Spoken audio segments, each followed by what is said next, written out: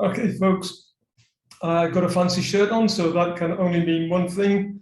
It's time to discuss descriptive writing. My number one tip for descriptive writing is write accurately. The mark scheme is split 60-40. 60% is weighted towards style and accuracy.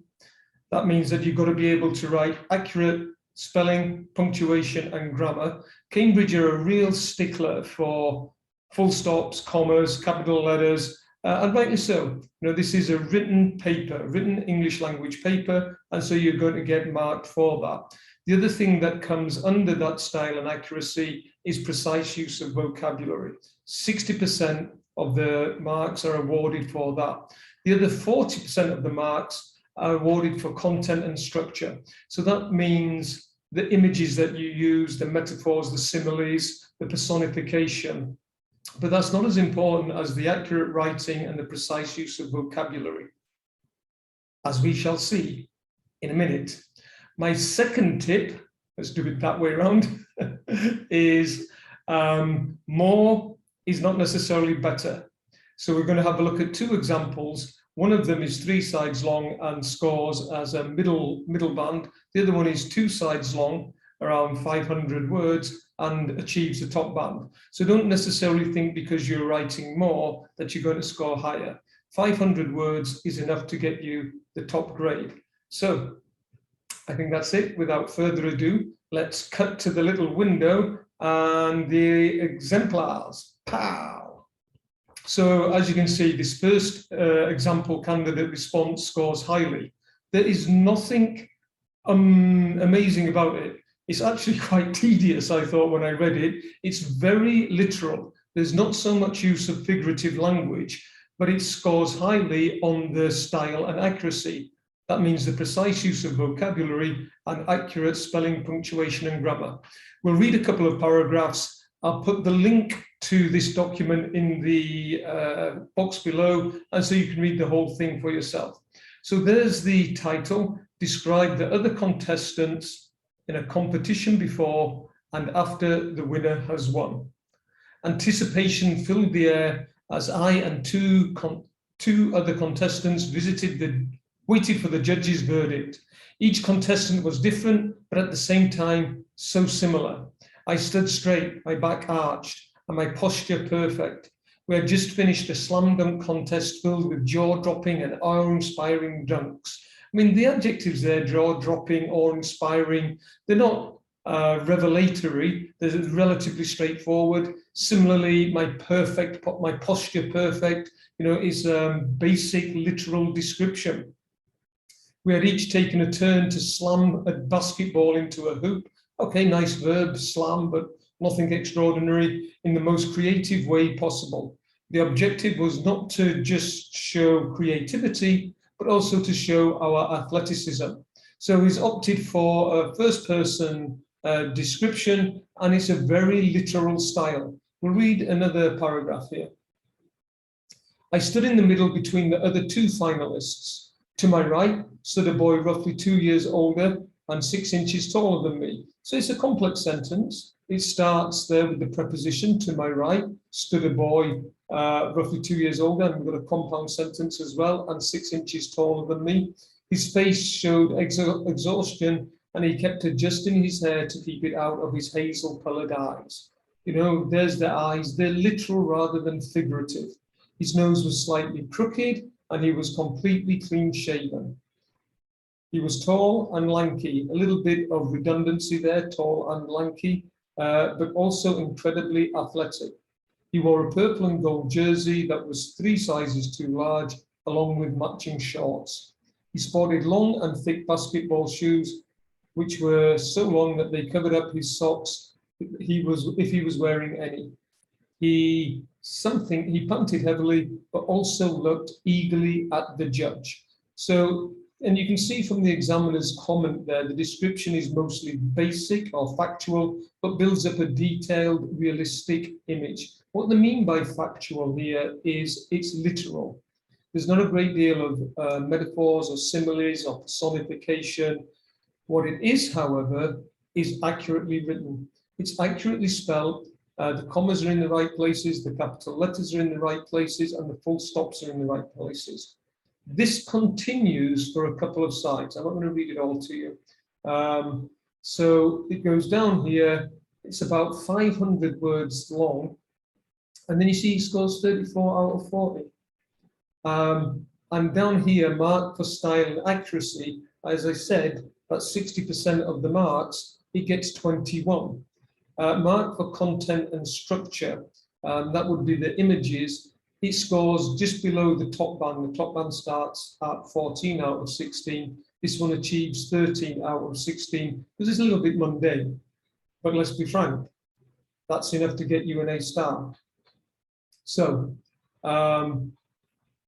if you go down here, the style and accuracy, the writing was almost error-free and was efficient, controlled, and precise throughout. For a mark higher up in the level 6, a more nuanced and subtle style was needed. What the examiner is saying there is that you require a little bit more figurative language, with a more precise use of language to evoke the occasion. Again, evoke suggests that they want something a little bit more descriptive. If you look up here for content and structure, the overall impression was credible and detailed.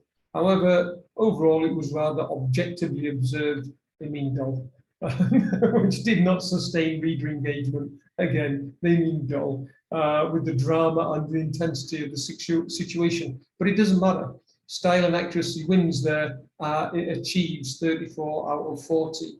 I think the grade boundaries are something like 51 out of 80 so that's the 2 questions of paper 2 to achieve a star. This is well on course for that. That would be, if you double that up, 68 out of 80.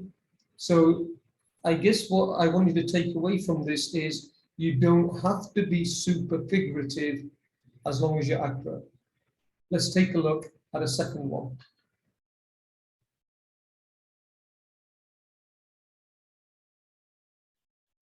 So this one is quite different in style, but as you can see from the top, example candidate response, it achieves a middle grade. The question is, write a description of a place you would like to go back to. And she's entitled it A Captivating Catch. Now it begins very well. The sun was rising up the mountains, rising behind the fluffy, thin clouds, shining brightly as it spilled into the valley. A little shadow. It was like a moving watercolor. So she's got a simile, I'm assuming it's a she, but I don't know. The candidate's got a simile in there with the watercolor. The light reached the river. For a moment, it was a living expanse of water and rippling mirrors showing shimmering pink and gold. If you compare this to the previous example, it's far more evocative. We've got showing, shimmering, the repetition there of the sound. We've got colors in there. The cold, misty night seemed to mitigate as the brilliant blue sky mellowed into a placid orange, the salty sea breeze spraying onto the light brown boardwalk. So this is far more evocative to begin with. We can see the examiner's comments here: polished opening, effective, evocative. The last sentence is incomplete, but is written fluently with an appropriate style. So we'll do another paragraph here. Palm trees swayed gently in the breeze, and I felt refreshed and exhilarated. So again, nice vocabulary.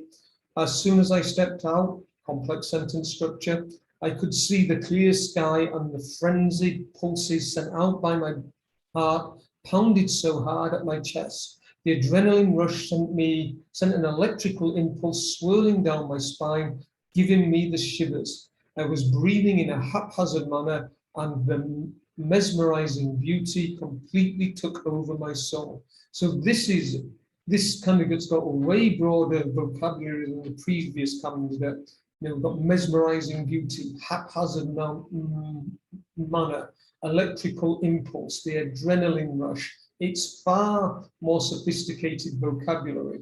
There are a few errors with the expression, but secure style.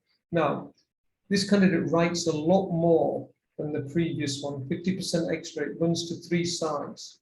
But as it goes on, the accuracy diminishes. So let's go down here. We get the comment here 6, the sentence construction is less secure. Let's take a look.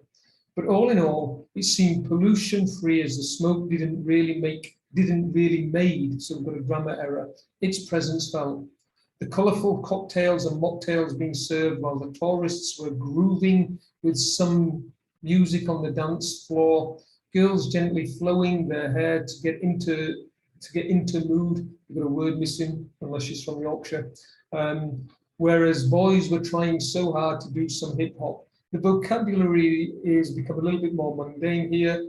And then we've got, watching this, a series of giggles bursted out. So we've got some grammar errors going on at this point. And let's just scoot to the end. As the sun was blazing, it burned the sky. It burned the sky into a powerful and gorgeous mix of amber tint and blood red. That's quite a nice sentence. The dying sunlight soon started emptying the whole area through. It's dedicated to burn brightly till there is no end. But there it falls apart. It doesn't really make sense. And you get the comment number 8 in the side panel. The candidate commendably attempts at an ambitious ending, and the piece, although inconsistent, is often engaging and sometimes effective. However, if you take a look at the marks, that tells a different story altogether. This is 24 out of 40. That's 10 lower than the previous one. And I'm assuming that 10 lower for the previous one. Style and accuracy, she's been penalised, or the candidate has been penalised quite heavily. The 11 out of 16 for content and structure isn't really that much different. So although she's written more, I've said it again, although the candidate has written more, candidate doesn't start any more points. So don't make the mistake of thinking I have to get more and more and more down. 500 words will do it, as long as they're accurate. Let's take a little look at what the examiner has to say. For style and accuracy, apart from one paragraph which was inconsistent with the rest of the answer, the writing was clear and varied with some precision. There was some inconsistency in sentence construction. Basically, they're not happy enough with the written accuracy. So what I want you to take away from this is write accurately. Full stops, commas, accurate spelling, accurate grammar. That's it.